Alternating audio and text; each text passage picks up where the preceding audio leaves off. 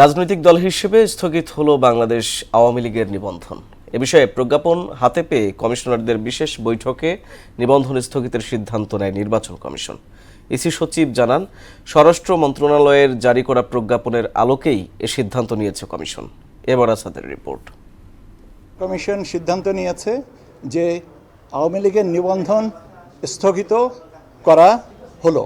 কয়েক ঘন্টার টানা বৈঠকের পর এভাবেই বাংলাদেশ আওয়ামী লীগের নিবন্ধন স্থগিতের সিদ্ধান্ত জানান ইসি সচিব আখতার আহমেদ। জানান, স্বরাষ্ট্র মন্ত্রণালয়ের প্রজ্ঞাপন বিবেচনায় এনে নেওয়া হয়েছে এ সিদ্ধান্ত। স্বরাষ্ট্র মন্ত্রণালয়ের যে বিজ্ঞপ্তি প্রজ্ঞাপন, সেটা ধারাবাহিকতায় আমরা এখানে এটা করেছি।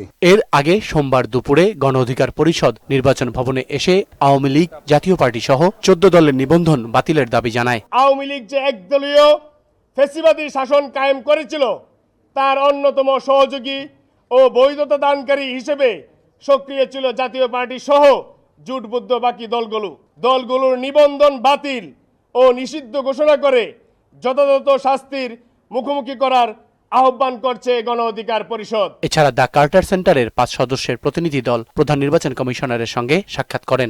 This is a normal visit that we conduct before we make a decision whether to observe a given election.